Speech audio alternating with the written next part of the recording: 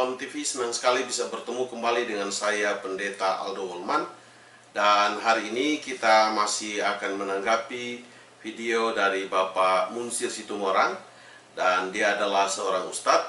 Dan ini adalah video yang ketiga. Bagaimana videonya? Mari kita saksikan bersama. Yang ketiga, Matius 27:59 berbunyi, setelah ayat Yesus diturunkan dari kayu salib, maka dikapani dengan kain putih linen bersih. Yang keempat apa? Matius pasal 15:24 berbunyi, ini buat Bapak yang Batak, Ito Kurumapea, Layeku ini dari Manado, Tewu, kami sama-sama dari Samosir, Pak. Ya, saya Situmorang, beliau Rumapea. Cuma kami Situmorang Islam 10%. Nah, Matius 15:24. Aku hanya diutus kepada domba yang sesat dari umat Israel. Bukan untuk dunia aku diutus. Jadi orang ditebus Yesus itu hanya dari Bani Israel. Kalau Bapak dari Jawa, maaf, tidak termasuk ditebus Yesus. Bapak orang Tapanuli tidak masuk ditebus Yesus. Karena aku diutus hanya kepada domba-domba yang sesat dari umat Israel. Matius pasal 15:24. Kesimpulannya, waktu mau habis. Satu menit lagi. Setengah menit. Yesus puasa, Yesus khitan, Yesus dikapani. Berarti Yesus Muslim. Kenapa Anda Kristen? Siapa pengikut Yesus hari ini? Pengikut Yesus yang setia adalah kami orang Muslim. Sahabat Shalom TV, kita sudah saksikan bersama video dari Bapak Munsir Situmorang. Dan ada beberapa hal yang menjadi persoalan yang dia menggugat di sini akan adanya firman Tuhan, di mana dia mengatakan bahwa Yesus itu dikapani, dan kalau dikapani maka dia adalah manusia, karena pada waktu mayat Yesus diturunkan maka dia dikapani dengan kain linen bersih, dan hal ini adalah terjadi kepada manusia. Dan ayat yang dia kutip yang terdapat di dalam Matius pasal 7 ayatnya yang ke-59. Maka dengan dasar itu dia mengatakan bahwa Yesus itu adalah manusia. Karena hanya manusia yang bisa mati dan bisa dikapani dan bisa dikuburkan. Kalau Tuhan tidak mungkin akan mati dan juga kemudian dikuburkan. Ini yang menjadi persoalan yang dia mempersoalkan akan Alkitab ini. Tetapi kalau kita melihat dari sisi ini, maka apakah benar pernyataan yang dia sampaikan? Secara tidak langsung, maka dia membenarkan bahwa Yesus itu manusia. Maka apa yang harus kita lihat? Yang harus kita lihat adalah bagaimana proses pada waktu kalau orang mati atau kematian yang terjadi pada bangsa Israel di waktu itu.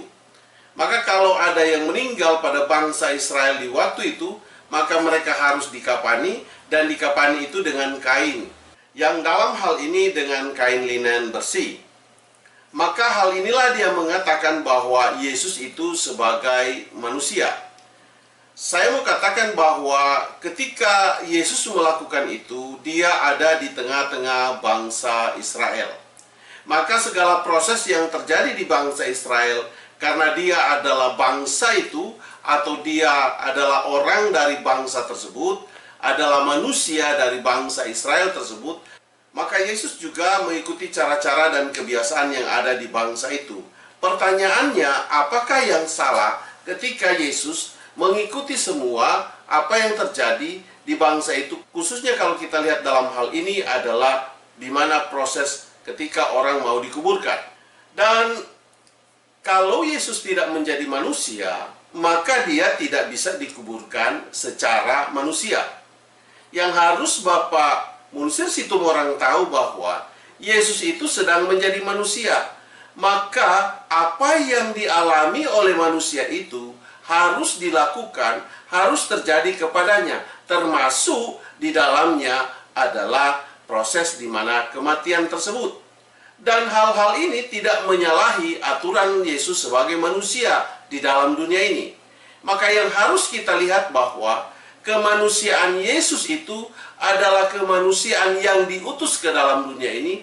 Dan karena dia yang diutus ke dalam dunia ini, maka dia adalah Tuhan yang diutus untuk menyelamatkan manusia. Maka kemanusiaan-kemanusiaan yang terjadi kepada kehidupan manusia, dia harus mengalaminya, termasuk dalam kematian tersebut. Karena kalau dia tidak menjadi manusia, maka dia tidak bisa mati. Dan kalau dia tidak bisa mati, bagaimana orang-orang yang mati bisa diselamatkan?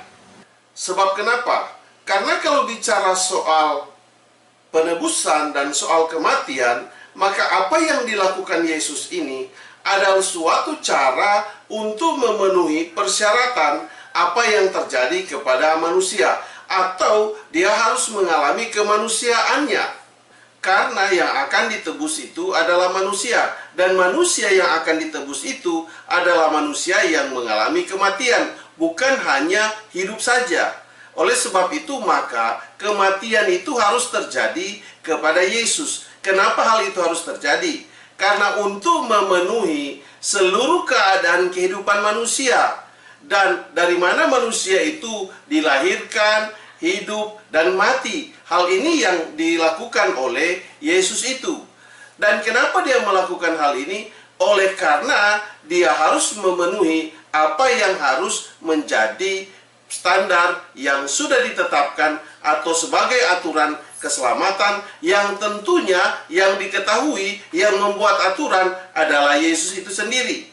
Jadi Yesus itu sendiri yang sebagai menebus kita, maka ada aturan, dan aturan itu yang dilakukan agar supaya apa yang menjadi standar dalam hal ini untuk kita dapat ditebus itu terjadi dengan baik. Sebab apa yang dilakukan Tuhan itu tidak hanya berdasarkan semau-maunya Tuhan, tetapi itu berdasarkan konsep dan sistem. Jadi ketika Bapak Munsir Situmorang menggugat kemanusiaannya Yesus, maka sekali lagi saya mau mengatakan, justru itu yang membuktikan ketuhanannya Yesus. Sebab kenapa? Karena utusan dia ke dalam dunia ini sedang melakukan apa yang terjadi, atau peradaban-peradaban yang terjadi kepada manusia berdasarkan standar aturan keselamatan, atau standar aturan untuk menebus manusia. Tidak mungkin hal yang dilakukan oleh Yesus di dalam dunia ini tidak berdasarkan aturan. Dan kalau kita melihat secara spesifik dalam hal ini, untuk menjawab akan pernyataan atau bagaimana kita menanggapi Bapak Munsir Situmorang dengan apa yang sudah dia sampaikan, maka Bapak Munsir Situmorang hanya berbicara kepada kematian Yesus yang dikapani dan dalam proses kemanusiaan itu. Tetapi dia mengabaikan aspek-aspek ketuhanan yang terjadi kepada Tuhan itu. Apakah ada aspek ketuhanan yang bisa menjawab, yang bisa membuktikan bahwa memang benar-benar Yesus itu adalah Tuhan? Mari kita lihat buktinya di dalam Alkitab.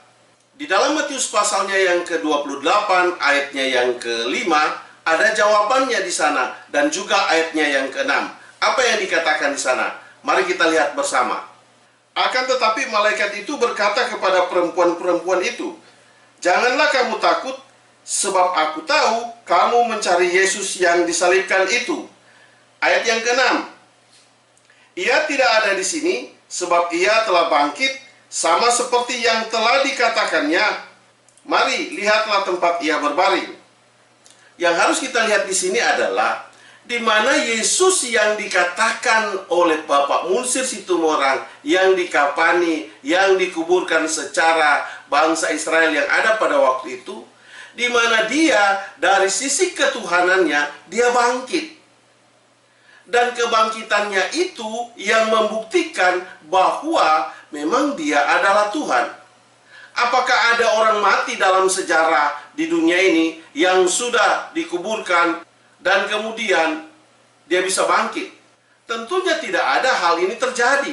Dan itu hanya terjadi kepada Yesus. Yesus mampu melakukan itu. Kenapa? Karena dia Tuhan. Disinilah yang membuktikan bahwa Tuhan menjadi manusia.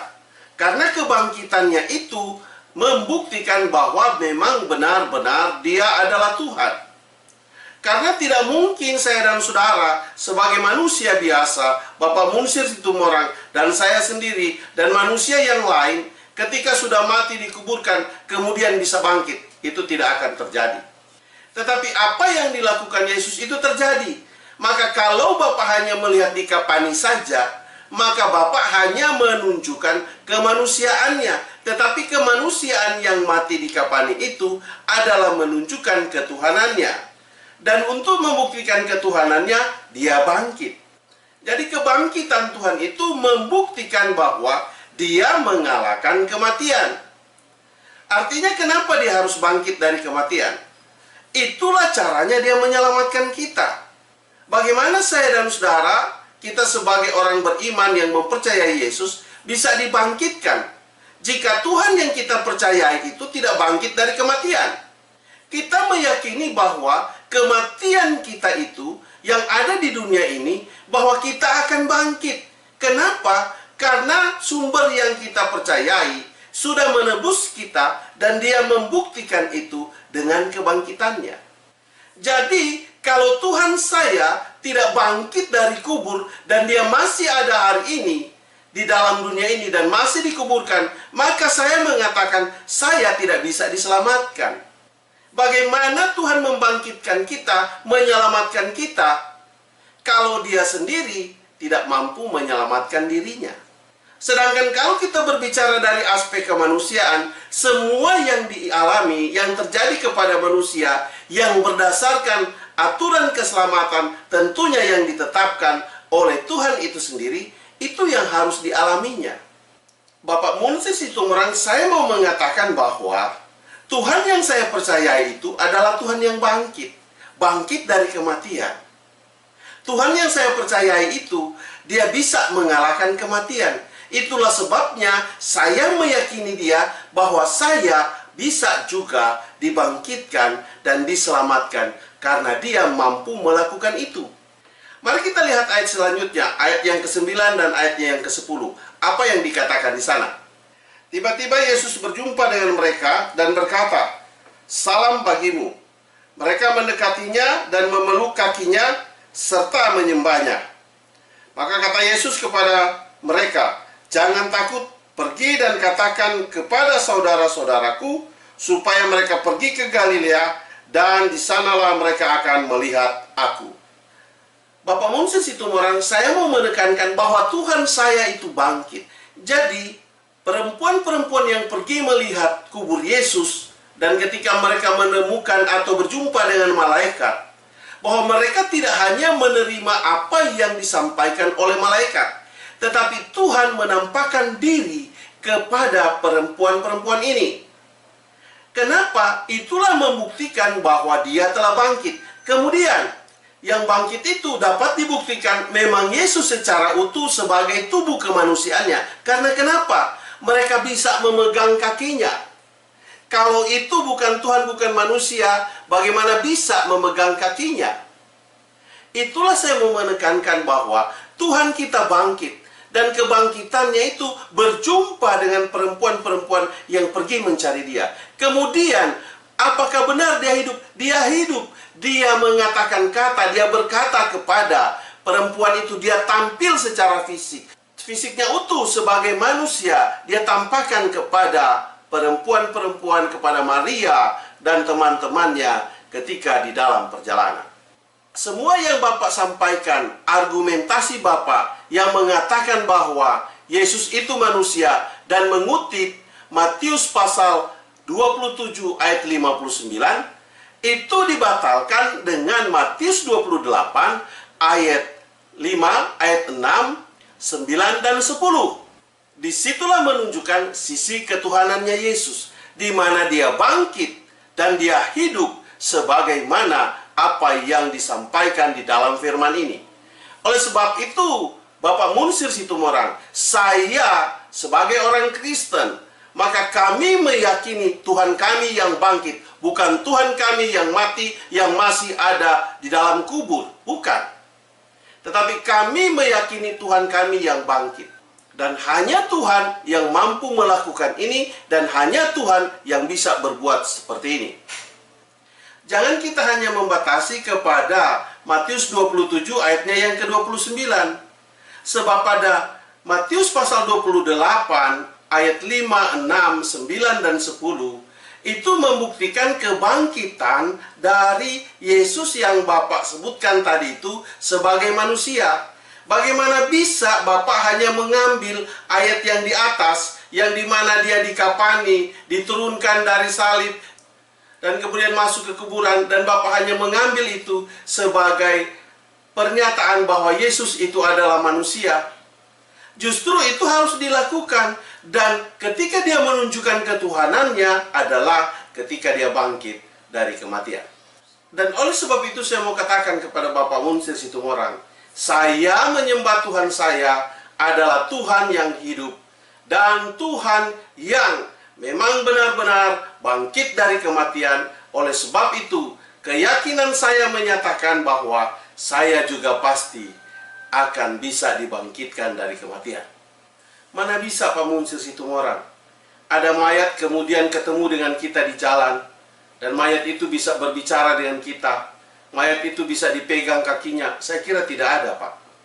Hanya Tuhan yang mampu melakukan itu. Dan itulah ketuhanannya Tuhan membuktikan kepada kita bahwa aspek kemanusiaannya itu menunjukkan akan ketuhanannya. Dan kemudian Bapak mempersoalkan juga di mana Yesus mengatakan bahwa aku hanya datang kepada domba-domba yang hilang dari bangsa Israel. Maka dengan demikian Bapak mengatakan bahwa yang hanya ditebus itu adalah orang Israel. Bapak hanya berhenti kepada tataran ayat itu. Itu adalah aturan yang disampaikan oleh Yesus. Tetapi di dalam aturan itu Yesus menunjukkan kebijakan dalam suatu aturan. Karena peraturan tanpa kebijakan, maka itu akan menjadi kaku. Tidak akan ada yang berubah dari situ. Oleh sebab itu, dia menunjukkan, kalau Bapak menunjukkan bahwa itu hanya keselamatan hanya diperuntukkan oleh orang Israel, dan oleh sebab itu ketika ada seorang perempuan yang datang kepadanya untuk meminta kesembuhan, dan untuk mengetahui siapa wanita yang datang kepada Yesus meminta kesembuhan anaknya itu, kita akan melihat ada keterangan yang terdapat di dalam Markus pasal 7 ayatnya yang ke-26. Mari kita lihat sama-sama ayatnya. Perempuan itu seorang Yunani, bangsa Siro-Fenisia, yang memohon kepada Yesus untuk mengusir setan itu dari anaknya. Jadi yang datang kepada Yesus pada waktu itu adalah seorang perempuan. Maka kemudian kita melihat apa yang menjadi alasan Yesus ketika menolak perempuan itu untuk datang meminta kesembuhan terhadap anaknya. Maka kita dapati di sini bahwa perempuan itu adalah seorang Yunani. Artinya dia bukan orang Israel.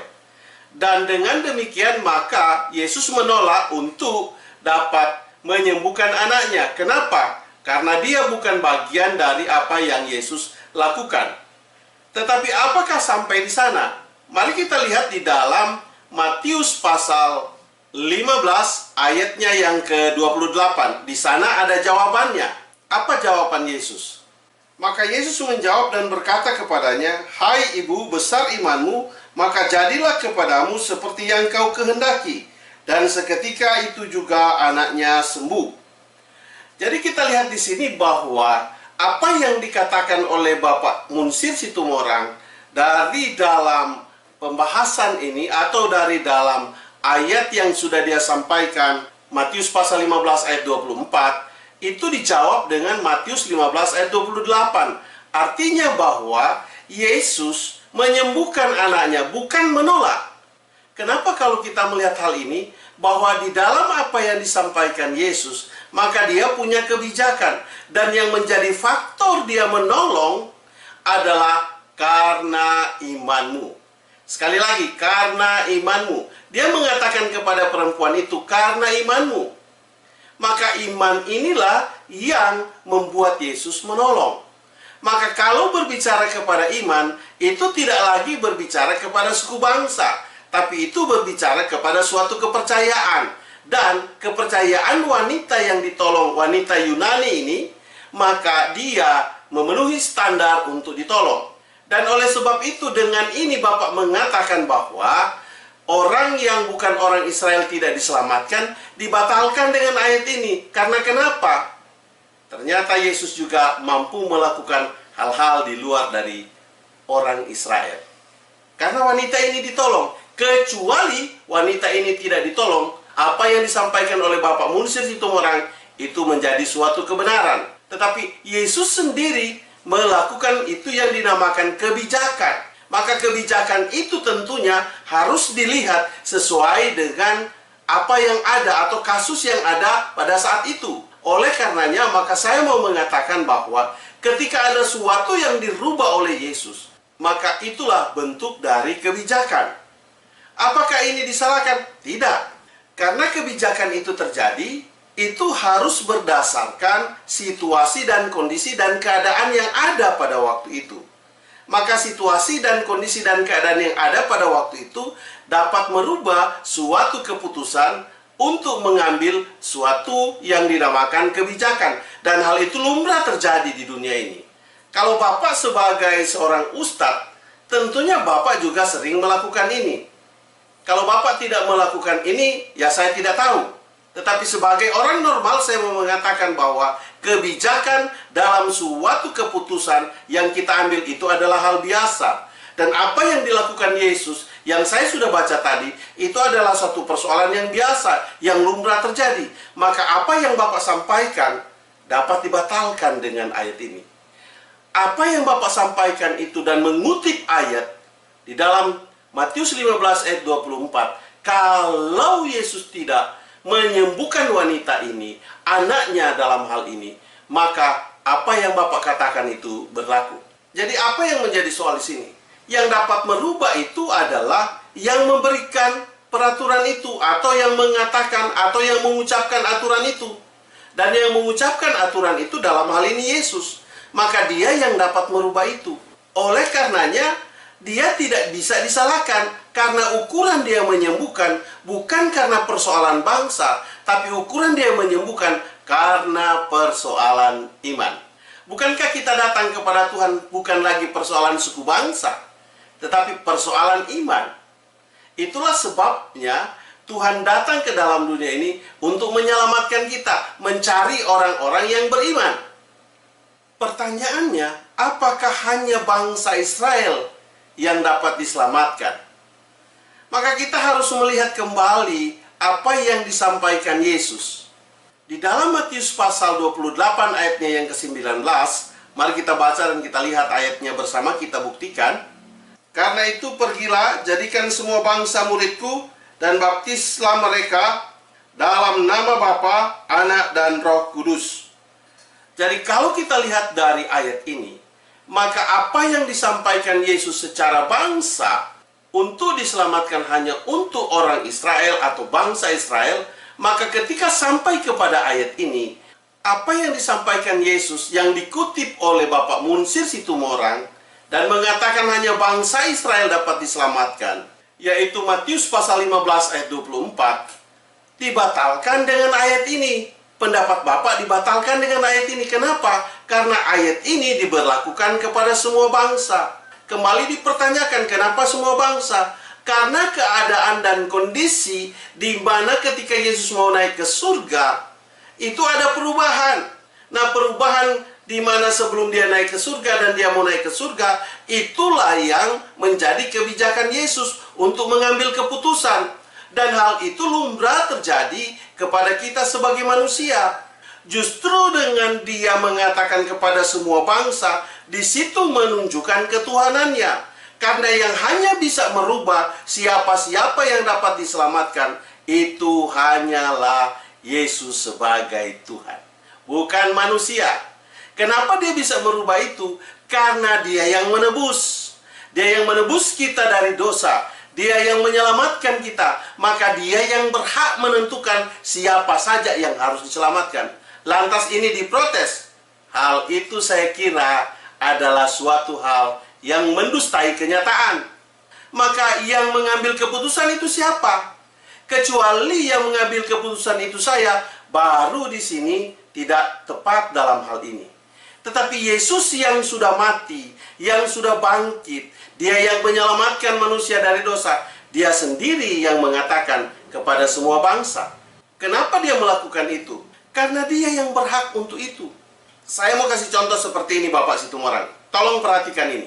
Ketika ada seseorang yang sudah diputuskan untuk hukuman mati, tetapi seseorang yang diputuskan hukuman mati, katakanlah orang A umpamanya, seorang A ini yang sudah diputuskan untuk hukuman mati, yang dimana keputusan itu sudah ingkrah diputuskan oleh pengadilan, tetapi dia dapat meminta garasi ke presiden agar supaya hukumannya ini dibatalkan, dan itu dapat dilakukan oleh presiden.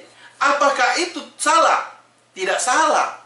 Hal itu berlaku kepada Yesus, di mana ketika Yesus mau naik ke surga, Dia melakukan hal itu. Dan hal itu apakah salah? Tidak salah. Oleh karenanya saya mau mengatakan bahwa apa yang dilakukan Yesus itu adalah praktek hukum, di mana Dia yang menentukan. Dan Dia tahu posisi hukumnya, Dia tahu kedudukannya, siapa yang berhak menentukan. Dan Dia sendiri yang menentukan itu. Maka apakah ketika Dia menentukan itu menjadi salah? Ya tentunya tidak salah. Sebab kenapa? Dia sudah memiliki pertimbangan. Itu adalah hak prerogatif Tuhan. Dan kita tidak bisa campur ke situ. Sama dengan hak prerogatif presiden. Kita tidak bisa campur di situ. Dia yang mengambil keputusan atas itu. Dan itulah menunjukkan ketuhanannya. Maka apa-apa yang Bapak sampaikan, semua terbantahkan. Dan oleh sebab itu, maka saya mengatakan bahwa pantas kalau Bapak menjadi mu'alaf. Karena Bapak sebenarnya tidak tahu persoalan tentang Alkitab. Dan hal semacam ini adalah hal yang mendasar di dalam Alkitab, dan Bapak tidak tahu, maka itulah yang menyebabkan Bapak menjadi mu'alaf. Dan saya tidak menyalahkan itu, karena itu adalah keputusan pribadi Bapak. Dan oleh sebab itu, saya menghormati itu. Tetapi ketika Bapak sudah jadi mu'alaf dan Bapak mempersoalkan Alkitab kami, di situ yang menjadi soal untuk saya. Dan saya membuktikan bahwa pengetahuan Bapak tentang Alkitab sangat-sangat terbatas. Oleh sebab itu saya mau mengatakan bahwa Yesus itu adalah Tuhan. Dari semua yang sudah Dia sampaikan, dari semua kejadian-kejadian yang terjadi, itu Dia lakukan berdasarkan aturan yang tentunya Dia yang dapat melakukan itu. Bapak Munsir Situmorang, jangan hanya ambil ayat sepotong-sepotong, Bapak kutip, kemudian itu yang menjadi dasar dalam hal ini untuk menggugatnya. Maka saya mau katakan, belajarlah dengan baik agama yang Bapak sudah miliki sekarang, yang dimana Bapak sudah memiliki keyakinan yang lain. Belajarlah itu perdalam. Jangan sekali lagi mengusik kekristenan kami. Sepanjang Bapak mengusik kekristenan kami, Alkitab kami, iman kami, keyakinan kami, sepanjang itu saya dan teman-teman dalam hal ini pasti akan menanggapi semua apa yang Bapak sampaikan. Dan kemudian akan terlihat siapa sebenarnya Bapak yang sebenarnya. Dari persoalan ini ada hal yang lebih menggelitik saya ketika Bapak sampai kepada kesimpulan. Bapak mengatakan bahwa Yesus puasa, Yesus khitan, dan Yesus dikapani. Maka Yesus itu adalah Muslim. Ini satu pembodohan sejarah. Maka saya mengatakan belajar dulu sejarahnya, Pak. Baru Bapak bisa mengatakan demikian. Dari mana Yesus Muslim? Kitabnya aja belum ada, nabinya aja belum ada. Kan Muslim itu ada pada abad ke-7. Bagaimana kesimpulan Bapak mengatakan Yesus adalah Muslim? Wong agamanya belum ada, kitabnya belum ada, nabinya belum ada. Bagaimana dia Muslim? Itulah sebabnya maka saya mau mengatakan bukan Yesus Muslim, tetapi ajaran yang terdapat pada Bapak itu, yang ada pada Muslim itu tertulis di kitab kami. Dan dari sejarah peradaban Kristen itu sudah ada lebih dulu, di mana Muslim belum menjadi sebuah agama, belum punya kitab dan belum punya nabi. Peradaban Kristen sudah jauh terjadi dan sudah ada, sudah menyembah Tuhan dan sudah memiliki kitab. Lantas bagaimana Yesus bisa menjadi Muslim? Ini adalah salah satu hal yang saya katakan ini suatu pembodohan. Bapak mengatakan sesuatu hal yang bohong.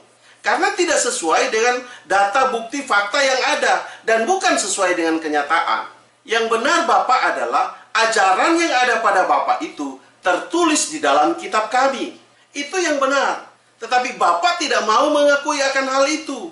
Itu kenyataan. Karena kitab kami ada lebih dulu. Saya mau mengatakan begini. Mari kita mengatakan hal yang jujur. Kita ini adalah pemuka-pemuka agama. Dan kemudian kita ini adalah orang yang terdidik. Dan kalau boleh dibilang kita ini juga orang akademisi. Maka kalau sebagai akademisi, mari kita berbicara hal yang jujur. Jangan menutupi sesuatu yang bukan pada tempatnya. Kita ungkapkan kenyataan. Tidak ada yang menyalahkan Bapak ketika ajaran Bapak itu tertulis di dalam kitab kami. Dalam hal ini saya tidak menyalahkan apa yang ada di ajaran Bapak, kemudian tertulis di dalam kitab kami. Saya tidak menyalahkan itu. Kenapa? Karena hal itu adalah hal biasa terjadi di dalam hal ini. Karena kenapa? Kami duluan, baru agama Bapak belakangan. Maka wajar jika itu terjadi. Tetapi saya mau mengatakan, mari kita mengatakan hal yang jujur. Karena kejujuran itu adalah akar kita orang yang beragama. Dasar kita orang yang beragama. Maka Bapak salah dalam hal ini kalau mengatakan Yesus itu Muslim. Muslim dari mana, Pak? Coba pakai akal logika yang waras. Agar supaya kita dapat melihat akan hal ini. Kita boleh membela agama kita. Tapi pembelaan kita itu harus didasari dengan kebenaran. Karena kita sedang berbicara tentang agama. Agama itu dasarnya adalah kebenaran. Sepintar-pintar kita menutupi kebenaran, pasti dia akan terungkap. Dan oleh sebab itu Bapak saya mau mengatakan, sekali lagi, Yesus bukan Muslim. Oleh sebab itu saya mau mengatakan kepada Bapak Munsir Situmorang, mari berkata yang jujur. Video saya cukupkan sampai di sini. Sampai kita ketemu pada video selanjutnya. Dan saya masih akan membahas beberapa video lagi terkait dengan hal ini. Khususnya juga Bapak Insan Moko Ginta. Begitu juga dengan Bapak Munsir Situmorang. Tuhan memberkatimu. Saya bawa dalam nama Yesus. Haleluya. Amin.